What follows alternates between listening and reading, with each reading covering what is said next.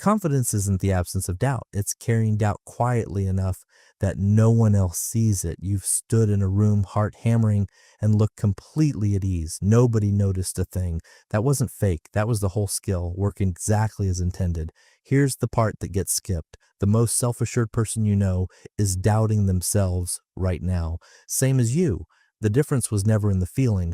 Psychologist Albert Bandura spent decades studying what he called self-efficacy, your belief that you can actually pull something off. His research turned up something odd. People with high self-efficacy weren't fearless. They were the ones who kept moving while afraid. The doubt stayed. Only the action changed. Notice that. It's happening to you right now, and whatever you've been avoiding today. So if confidence isn't a feeling, what is it? Closer to a decision you keep making quietly, usually with nobody around to give you credit for it. Amy Cuddy's research on posture and behavior found that your body can send signals to your brain before your brain catches up emotionally. Stand differently, doubt or not, and something in you starts responding to the shape you're holding, not the fear underneath it. You're not deleting the fear. You're just not letting it steer, but the doubt doesn't fade with experience. Ask any surgeon 20 years into practice whether they still feel nervous before a hard case. Most say yes every time. They just learn not to let their hands shake while they feel it. That's the part we get backwards. We assume skill erases fear. It doesn't. It just teaches you to work next to it instead of waiting for it to leave the room. Here's where it gets strange, and this is the part that should stop you mid-scroll. Researcher Zachary Estes ran a study on spatial reasoning that psychology circles still cite. Men and women performed almost identically on the actual test, but before seeing any results, men rated their own performance higher. Women who scored just as well rated themselves lower. Then Estes tried something simple. He told the low-confidence group to just guess more without touching their actual ability.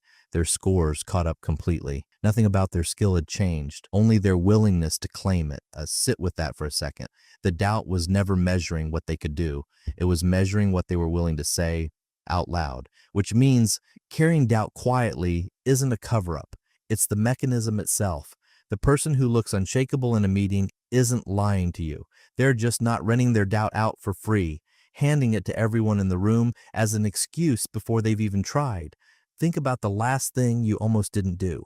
The message you rewrote 4 times, the question you swallowed, the room you almost didn't walk into. The doubt itself was never what stopped you. It was the belief that feeling it meant you weren't allowed to move. You were allowed the whole time.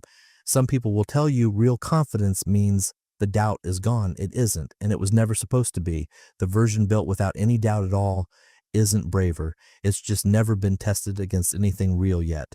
Here's where this gets personal. You open a text you've read 4 times and still haven't sent. You rehearse one sentence before meeting nobody else is thinking twice about. You second guess an email for a reason only you will ever notice. None of that disqualifies you.